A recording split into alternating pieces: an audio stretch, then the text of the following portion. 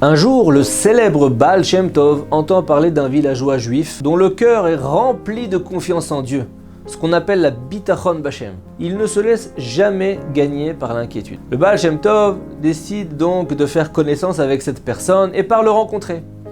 Le villageois reçoit aimablement son invité, mais il n'a aucune idée de son identité. Le Baal Shem Tov l'interroge sur sa façon de vivre et d'être. Au cours de la conversation, il apprend que cet homme loue une terre à un propriétaire non juif, dans laquelle il dirige une auberge et cultive des produits agricoles. « À combien s'élève votre loyer ?» lui demande le Baal Shem Tov. « 3000 louis par an, répond l'homme. Et vous payez en combien de versements ? Il lui répond « Je règle tout en une fois à la fin de l'année. » Peu après, le Baal Shem Tov apprend que l'année de location doit se terminer dans quelques jours.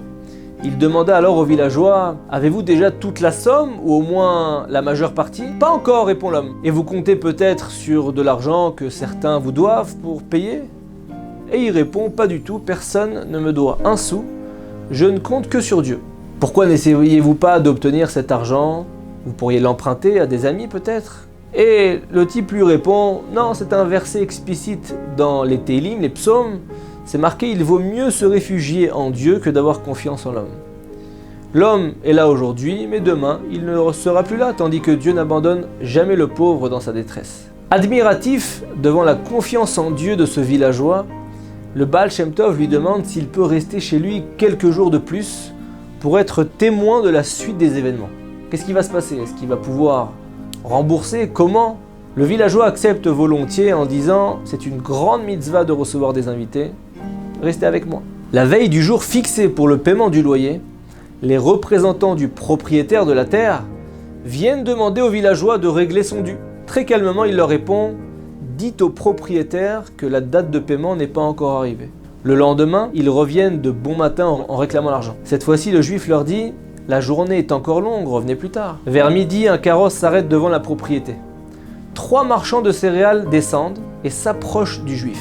L'un d'eux lui dit au juif « Nous voulons acheter du blé, de l'orge, de l'avoine en grande quantité au propriétaire de cette terre. Nous avons entendu dire qu'il est difficile en affaires, mais il paraît que vous avez l'habitude de traiter avec lui. Si vous faites l'intermédiaire entre nous et le propriétaire, nous vous donnerons une généreuse commission. » Le juif écoute la proposition avec intérêt, et après avoir entendu la somme qu'ils étaient prêts à offrir pour des céréales, il leur dit « La somme que vous pensez payer au propriétaire est trop élevée. Le propriétaire acceptera de faire affaire pour un prix bien plus bas. Mais moi, je demande 3000 louis de commission pour ça. » Les marchands le regardent comme un homme cupide ou inexpérimenté en commission et lui répondent « Si vous demandez trop, vous n'obtiendrez rien. Nous sommes prêts à vous donner 500 louis, mais pas plus. » Mais l'homme refuse de négocier. Il leur dit « Même si vous me donnez 2999 louis, je n'accepterai pas. Mais vous êtes libre de vous adresser vous-même au propriétaire ou de chercher un autre intermédiaire. » Déçus, les marchands lui répondent « Nous préférons partir. Nous trouverons sûrement un intermédiaire moins cher que vous. » De son côté, le villageois retourne à ses occupations avec un calme étonnant, alors que l'échéance de la location arrive dans quelques heures. Après avoir étudié la Torah, il va prier la prière de Mincha sereinement, avec concentration, sans la moindre inquiétude. Et peu avant le coucher du soleil, donc le jour est en train de se terminer, les envoyés du propriétaire reviennent chez lui pour la 3e fois. Cette fois, ils lui demandèrent très sévèrement de s'acquitter de sa dette. « Ne te moque plus de nous, tes excuses sont terminées, on veut tout de suite l'argent. » Toujours en gardant son sang-froid, le juif leur répond « Ne bougez pas, je vais vous apporter l'argent. » Maintenant vous imaginez, il n'avait pas d'argent. Il sort de chez lui, il se tient devant la porte de la propriété et il regarde l'horizon. De son côté, le Baal Shem Tov observe les événements avec intérêt. Et soudain, le carrosse de 3 marchands revient vers la maison à toute allure. Ils en sortent précipitamment en criant « Nous sommes d'accord, nous sommes d'accord.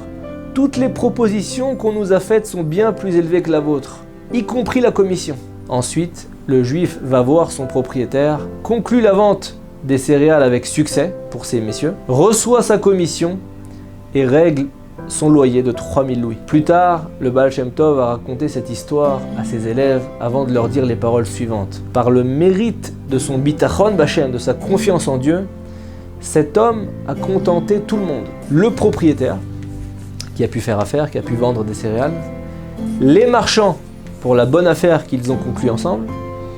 Il a lui-même reçu une belle commission grâce à laquelle il a pu régler son loyer.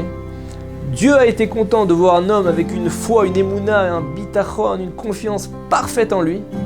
Et moi aussi, le Baal Shem Tov, j'ai été heureux d'avoir assisté à un tel dévoilement de confiance en Dieu. C'est seulement de cette façon que la confiance en Dieu fonctionne. Lorsque l'homme est totalement certain que la délivrance va arriver, c'est à ce moment-là qu'elle arrive.